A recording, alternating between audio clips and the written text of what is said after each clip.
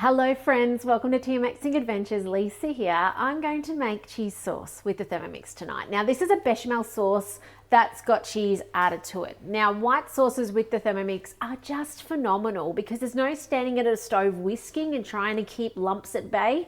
With the Thermomix, it's all in, it stirs and cooks until it gets nice and thick and then it stops. And you can do this on any model Thermomix. This one I picked because it's so well rated. It's actually the highest rated bechamel that I found. So I'm going to do this today. As I said, it doesn't have to be cheesy. This one's going to be because it's going on the beautiful homegrown cauliflower and broccoli that we have picked and it needs using. So let's go start into this recipe.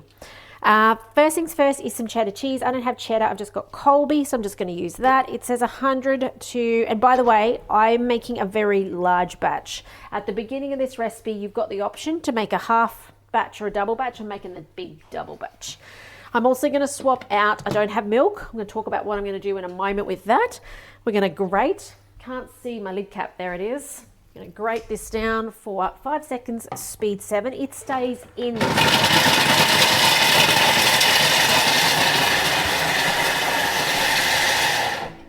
Let me know if you've made a white sauce in your Thermomix. I'd love to know.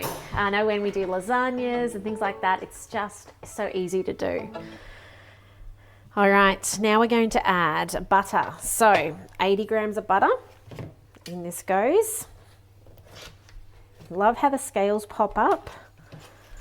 Love how my puppy dogs appear because they think that I have cheese, but no, it is butter. By the way, what was I going to tell you about? Oh, look at the grated cheese. That's what I was going to say. Look, grated cheese in your Thermomix. So easy. Okay, 72. It's pretty close. Just take a little bit off here. By the way, if you don't have unsalted butter, just use your salted, but skip the salt out later. Okay, now this is where it gets a little tricky because it says 1,000 grams of milk, and I don't have milk. I am fresh out of long life milk, which is what I would reach for, but I do have powdered milk because I use powdered milk in yogurt. Okay, so, and luckily the little tag tells you how to make 1 litre. It says add 100, add 1 1/3 cups. Who does cups these days when you go to Thermomix? To 500 mils and then add another 500 mils later. So we need 140 grams of powder. So we'll grab a spoon. The scales come up. How good is that? Just go this way because the tag's on the other end. So 140 grams. Thank goodness for that they tell you that. Stay over there, little instructions. Okay, 140. Nearly there. That'll do. And then let's just take the rest up to 1 litre, right? So 1,000 grams. Just going to use the kettle. It's not hot. Well, I don't think it's hot, no. And that will take us up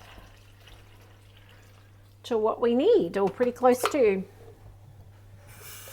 Then we've got flour. Now I'm going to do a gluten-free flour. So you can actually make this gluten-free just using ordinary store-bought gluten-free flour. As I said, I'm making a massive batch. You may not need the massive one. You might choose the other one with not as much stuff. 80 grams. So just plain flour, gluten-free. In this goes. And you can just use ungluten-free if you'd like. Now salt. We need to talk about salt. I've used an unsalted butter, so I will be putting in a salt replacement, but I'm actually going to use veggie stock. Your veggie stock, I love that little ding. I don't know if you can hear it, but it dings at you when you're like, you've got it right, tick. Veggie stock that you make when you've got a Thermomix, not only does it save you money, but it's such a flavor enhancer. So, just grabbing my teaspoon. I don't really want to use that teaspoon, to be honest. Let's use this spatula. So, generally speaking, you can double it. Because this is veggies and salt and it's a concentrate, it's safe for me to put 2 teaspoons of this in and it will be beautiful. Okay, so feel free to use it like that. Anything savory, put in your veggie stock instead. And of course, always err on the lower side. Like there's no point in me putting a teaspoon in because I know that this is made up with, 700, 800 grams of veggies and 150 grams of salt. So it's like 1/5 salt to all the rest of that veggies. So it's a safe bet that I'm still well and truly on the lower side.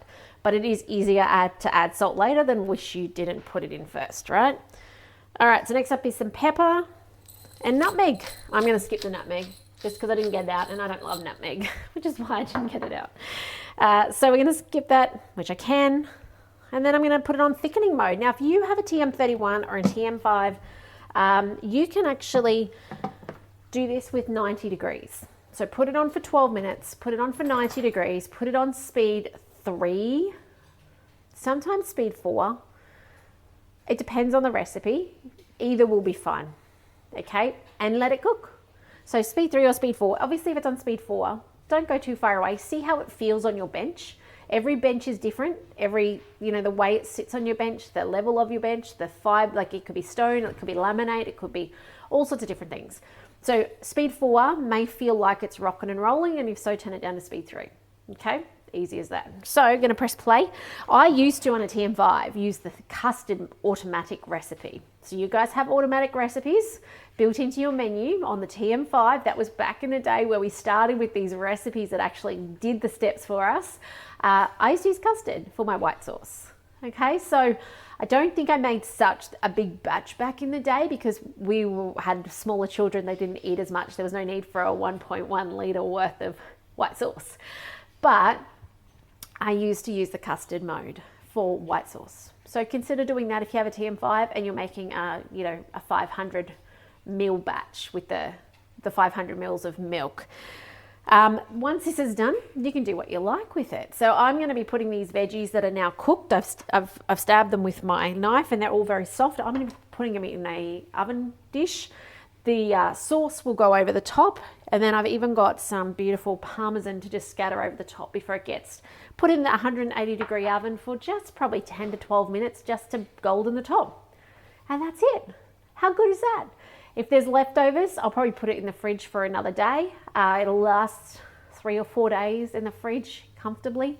But I'm fairly certain with that massive quantity of veggies, it will probably cover that, and that'll be about it. But otherwise, I hope you found this helpful. If you've never made white sauce in your Thermomix and you're still standing at a stovetop, it's time to do it in your Thermomix. If you've got friends and family who have a Thermomix, please share this video with them so that they know how easy it is to make white sauce in the Thermomix, so that they can do it in the Thermomix and not stand at a stovetop and stir, because sometimes we are in our old habits, like the old saying, old habits die hard. Sometimes we get, doing that, and then we go, oh, hang on, I could be spending 12 minutes doing something else in life, something more important or something necessary, as opposed to standing at a stovetop stirring really crazy busy, right? So I hope this helps. If I can help you with your Thermomix, reach out. I do love to hear from you. You will see this picture of the final product on the beginning and ending of these videos. Okay, those of you who ask, I want to see the final product. That's where it is, okay? It's not that exciting when it's white sauce. It's going to come out thick and luscious, and I'm just going to pour it over the top of the veggies. So, yeah, but if I can help you with a TM7 and you live in Australia, please reach out. I'd love to help you get one on the bench and totally change your kitchen and make life so much easier and simple and give you hands-free time in your home. If you're across the world and you've got questions, I'd love to hear from you as well. So don't be a stranger, and do share these videos. It's how your friends and family figure out if they're getting the most out of their TM31, TM5, TM6 or TM7. But otherwise, take care, and I will see you in the next video soon. Bye for now.